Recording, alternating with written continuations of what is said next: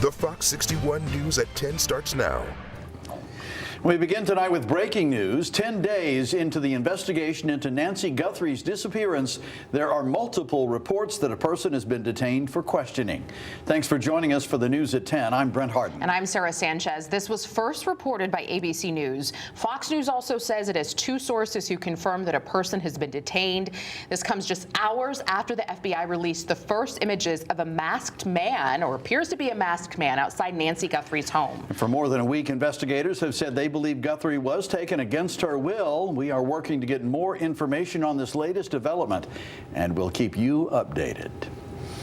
All right, we could see some snow or maybe a wintry mix in parts of the state tonight. You could run into some slick spots as well on the road tomorrow. Let's send it over to Rachel. Rachel. Yeah, we've got some areas of snow and some sleet that's mixing in as well. And this will be ongoing until about 2 o'clock in the morning, so it's long gone before daybreak. However, there could still be a few sneaky, slippery spots into early tomorrow. This looks like the snow is coming down hard if you're looking at the radar, but there's a lot of dry air below where that snow is coming down from the clouds, so some of it is actually evaporating, or in this case sublimating, before it reaches the ground. I did just peek out the window here in Hartford where we have some very light snow, and I'm guessing that that is going to be the same thing that you're seeing here in Ashford, in Tolland, and also in New Hartford and Goshen. And in some cases we are getting reports of a couple of pingers, some sleet pellets that are mixing in with this snow as well. So we're not expecting a lot of snow. We're not expecting a lot of ice. This is one of our computer models showing the chance for a coating up to around an inch or so. Best chance for that would be in northeastern Connecticut. Little or no accumulation at all in southern areas, and especially towards the shoreline. But again, that's just snow. Remember that we could still see slippery spots as a result of freezing rain or some sleet that's mixing in. So that mix until around 2 a.m., but could that slippery travel persist until 6 a.m. or so? That's possible. So you may need some extra time if you're traveling overnight tonight. Throw some salt and sand on your front steps if you have it. I know it's been tough to get a hold of these days with the winter we're having. Lows tonight are in the 20s. Tomorrow, it's all about the warm up, near 40 as we head through the afternoon. We've got more temperatures like this in the forecast. We'll explain coming up. Thank you, Rachel. We are following multiple breaking news stories tonight. First, in Deep River, firefighters are on the scene of a barn fire at the corner of Route 80 and Cedar Swamp Road. The extent of the damage is not yet clear. We're working to gather more details, and we'll bring you updates as they become available. We have some breaking news in Hartford. Police are investigating a shooting on Nelson Street. Just before 8 tonight, police received a shot spotter alert.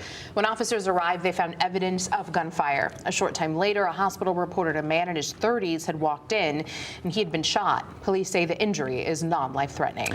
Still more breaking news in New Haven tonight, where police say a 16-year-old boy was shot this afternoon. That shooting happened on Winthrop Avenue. Officers say the teenager is expected to recover.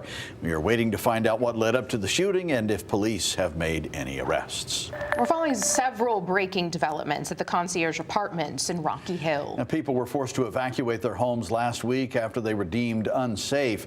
Now, here are 3 things you need to know about the situation tonight. People in 2 of the buildings are able to move back in as of tonight. There are signs on some of the buildings that say stop work order due to labor issues. And Attorney General William Tong met today with the company that manages the apartment complex. Fox 61's Tim Latoa spoke with people who were allowed back home and some of those who are still waiting. Some people were able to return to their apartments Tuesday night, while the wait continues for others. But no matter where they're sleeping, there's a sense of uncertainty for all renters. I was relieved to see there were no damages to my apartment directly. I just came in to grab some things and pull some more stuff out to go head back to my buddy's house where I've been staying for the last few days. Quick in, quick out Tuesday for Concierge Apartments renter Giancarlo Baggio. Rocky Hill leaders say more than 2,000 people were displaced due to frozen pipes, leaks, and a lack of water.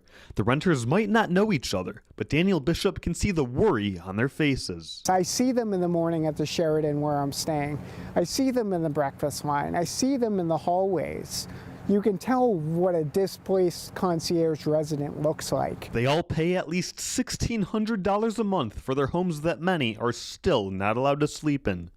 Bishop and other renters in 2 of the buildings were allowed to return home Tuesday, but as temperatures continue to dip below freezing, he fears the saga isn't over yet. I don't feel comfortable going back to this place because I don't trust the messages that are received. Bishop is hopeful he'll be able to get out of his lease now that the state is involved. Connecticut Attorney General William Tong met with senior leaders of the ownership group, JRK Holdings, on Tuesday. Tong emphasized that JRK needs to get all renters back in their apartments as soon as possible, develop a plan to ensure this never happens again, and make the situation right for everyone. One renter sent me this video taken Tuesday of a pool of water in the lobby as it poured from the ceiling. Others tell me another building also had a leak and fire alarms going off. We just received an email that we are good to move in back, but I was just wandering around and then the fire alarm just went off in the building I live in. Monique Sear is still not cleared to return to her building, so her family has been staying with a friend. Her lease is up in May, and the thaw and the spring can't come soon enough. I've never lived in a complex where we have had so many issues back to back to back to back to back to back. So I'm happy to be hopefully leaving in the next couple of months. Baggio hasn't even thought of his next real estate move yet. He's just desperate for the next night he gets to spend under his own roof as each email pushes back his tentative move-in date. The plan was tentative for, it was today. It was the last communication I heard, so I'm hoping by Monday we can have something figured out. Attorney General Tong says he will continue to work with JRK to reach a resolution, but in the meantime, his investigation remains ongoing. In Rocky Hill, Tim Latow, Fox 61. Well, Oxford Public Schools says Quaker Farm School will be closed tomorrow due to ongoing building issues. District officials say repairs are still underway following damage caused by power disruptions and frozen pipes. The school will reopen Thursday with a 3-hour delay, and there will be no morning pre-K. And that means the last day of school is now pushed back. Instead of getting out on June 9th, Quaker Farms will be in session until at least June 17th. You'll find more coverage of all these breaking news stories on our free Fox 61 News app and streaming on Fox 61 Plus. Use the QR code there on your screen and download it, or go to fox61.com 24/7. New Haven police have made an arrest in a sexual assault case that dates back more than a decade. Police say the assault happened at a house party in July of 2013, but the case went unsolved for years.